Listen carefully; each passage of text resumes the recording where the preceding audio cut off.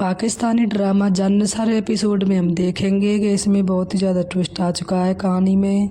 धमाकेदार न्यूज़ आई है तो बने रहिए, देखते रहिए लास्ट तक, एंड ज़रूर देखें क्योंकि बहुत ही ज़्यादा ट्विस्ट है इसमें। तो होता क्या है कि दुआ को जब पता चल जाता है कि नौशरवान मुझसे गुस्सा हैं तो वो जाफ़र पर फ़ोन करेगी और करती है तो वह कहती है कि आखिर में हुआ क्या है, साईं को मेरा फ़ोन भी नहीं उठा रहे हैं। तो जाफ़र जो है वो बता देता है कि बीवी जान ऐसे ऐसे आपके माँ जी के बारे में सब कुछ पता चल गया है। अब ये बात सुनती है दुआ तो उसके पैरों तले ज़मीन खिसक जाती है। फिर वह सोचती है कि मैं नौशरवान को आते ही सब कुछ बता दूँगी। और फिर वह ये बात करती है, नौशरवान को फ़ोन करती है, कहती है कब आओगे। वह कहता है मैं 3-4 दिन में आऊँगा। तो और वो आई लव यू कहकर फ़ोन काट देती है। तो उसकी माँ पूछती है बेटा कब आ रहे हैं गजनबी। तो वो कहती है कि 3-4 दिन और लगेंगे, अम्मी अभी नहीं आ रहे हैं। और वह कहती है कि मुझे हवेली जाना है। तो वह चली जाती है और जैसे ही वह हवेली जाती है तो वहाँ पर सरफराज पहुँच जाता है। और सरफराज पहुँचता है तो उसके वो बोलते हैं पहरेदार के बीवी जान कोई सरफराज नाम का शख्स आया है आपसे मिलने के लिए। तो वो कहती है कि उसको अंदर भेज दो। और वह जाते ही उससे मिलता है और कहता है कि वो कहती है तुम यहाँ पर क्यों आए हो। तो वो कहता है मैं सिर्फ तुम्हारे लिए आया हूँ। वो कहती तुम चाहते क्या हो। तो वो कहता है कि मैं सिर्फ तुम्हें चाहता हूँ और किसी को नहीं। तो ये जब जैसे वह कहता है कि मैं तुम्हें चाहता हूँ, 1-2 रात बिताना चाहता हूँ, तो दुआ जो है उसके मुंह पर थप्पड़ मार देती है और वह वहाँ से गुस्सा करते हुए वहाँ से वापस आ जाता है। और वो फिर दुआ अपने घर आ जाती है माँ के पास में। और वहीं पर फिर सब लोग खाना खा रहे होते हैं तो इतने में ही सरफराज आता है और फिर उसके लिए फ़िज़ा चाय बनाने जाती है और पीछे से फिर दुआ चली जाती है। उसके पीछे सरफराज भी बहाना लेकर चला जाता है कि मैं फ़िज़ा से मिला हूँ। और वह फिर फ़िज़ा वो दुआ का रास्ता रोक लेता है। तो दुआ कहती है कि मेरा रास्ता छोड़ो। वो कहता है तुम क्या समझ रही हो कि तुमने मुझे थप्पड़ मार दिया और मैं इतनी आसानी से तुम्हारा पीछा छोड़ दूँगा। तो मैं कभी नहीं छोड़ूँगा। तुम ये याद रखना, मैं तुम्हारी ज़िंदगी जहाँ से उठ के तुम आई हो वहीं पर दोबारा तुम्हें उसी नरक में पहुँचा दूँगा जहाँ मैंने तुम्हें डाला था। तुम भूल गई तुम्हारी ज़िंदगी किसने ख़राब की थी, मैंने की थी।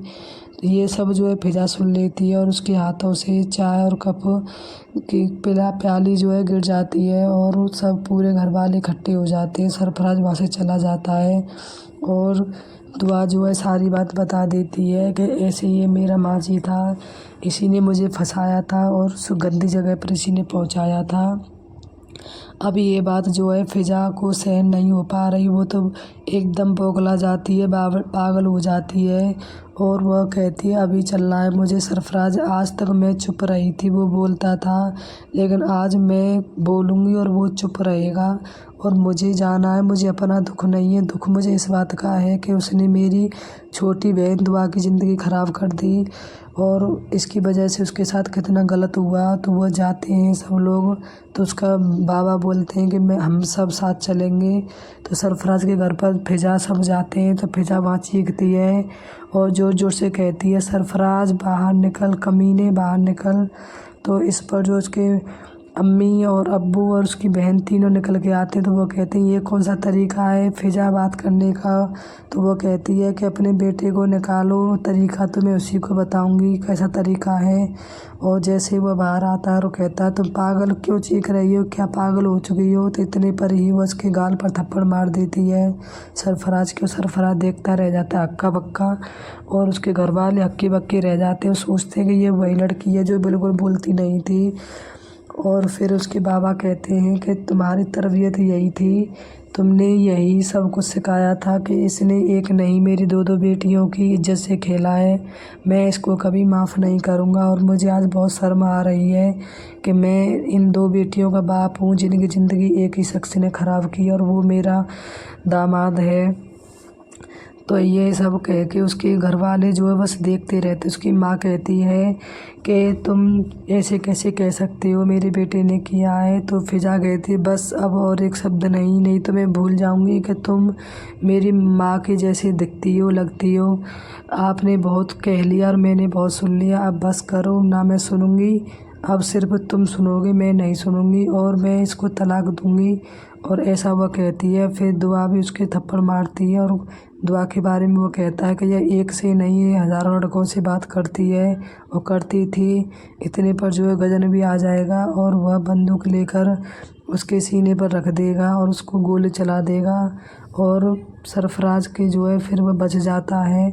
और फिर वह घर जाके जो है फिजा से कहता है कि अब तुम सबको छोड़ो और आगे बढ़ो, अपने माँ जी को भूल जाओ। तो वो कहती है, मैं कैसे भूल जाऊँ अपने माँ जी को, उस शख्स ने मेरी ज़िंदगी जो है ख़राब कर दी है। वो दोनों जो है आराम से बैठकर बात कर रहे होते हैं। तो वो कहता है, तुम आगे बताओ क्या चाहती हो। तो वो कहती है, मैं चाहती हूँ कि ये जो है पल पल मरे, जैसे मैं मरी हूँ वैसे ही ये पल पल तड़पे और मरे। इसको पीने को पानी ना मिले, खाने को खाना ना मिले और ये पल पल मरे, पल पल याद करे अपने लम्हों को जिसने मुझे धोखा दिया और मेरी बहन के साथ इसने इतना अत्याचार किया। जिस दिन से लेकर आज तक उसने एक पल भी उसे सुकून से नहीं रहने दिया। तो वो कहता है, ठीक है, मैं ऐसा ही करूँगा। और आगे देखेंगे कि अब गजनबी जो उसको जेल में डलवा देगा और उस पर बहुत ज़्यादा मार पड़ेगी सरफराज पर। उसकी तो मान लो कि आफत आ गई, लेकिन एक काम अच्छा हुआ है कि फिजा पर उसका विश्वास जो था दोबारा वापस आ चुका है और अब ये दोनों बहुत खुश हैं।